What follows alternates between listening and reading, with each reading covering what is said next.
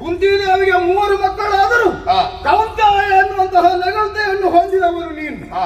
ಆದರೆ ನಿನ್ನನ್ನು ಕರೆಯುವಲ್ಲಿ ಎಲ್ಲವ ಎನ್ನುವ ಹಾಗೆ ನಾನೇ ಪ್ರಯೋಗಿಸುವ ಹಾಗಾಯಿತಲ್ಲೂ. ನಮ್ಮವರು ಎನ್ನುವ ಹಾಗೆ ಸಲುಗೆಯನ್ನು ಕೊಟ್ಟು ಈ ರೀತಿಯಾಗಿ ನಿಮ್ಮನ್ನು ಬೆಳೆಸಿದ್ದೇ ತಪ್ಪಾಯಿತಲ್ಲ. ಏನು ನಿಮ್ಮನ್ನು ಲೋಕಮುಖದಲ್ಲಿ ತೋರಿಸಿಕೊಡಬೇಕು ಎನ್ನುವ ಉದ್ದೇಶ ನಮ್ಮದಾದ್ರೆ ಆ ಉದ್ದೇಶವನ್ನೇ ಏನು ದುರುದ್ದೇಶ ಎನ್ನುವ ಹಾಗೆ ಭಾವಿಸಿದೆವು.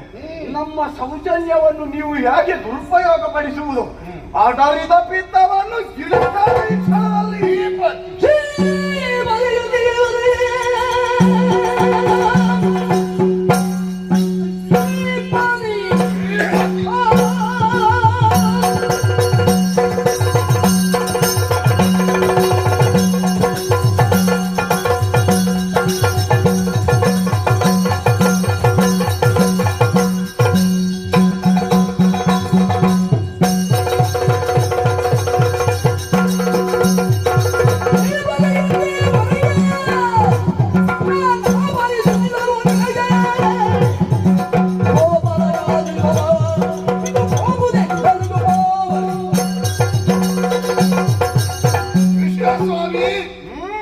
ನಾವು ಏನನ್ನೇ ಪಡೆದಿರಲಿ ಅದು ಪಡೆದದ್ದು ನಿಮ್ಮ ಅನುಗ್ರಹದಿಂದ ಎನ್ನುವ ಸದಾ ಸರ್ವದಾ ನೆನಪು ನಮಗುಂಟು.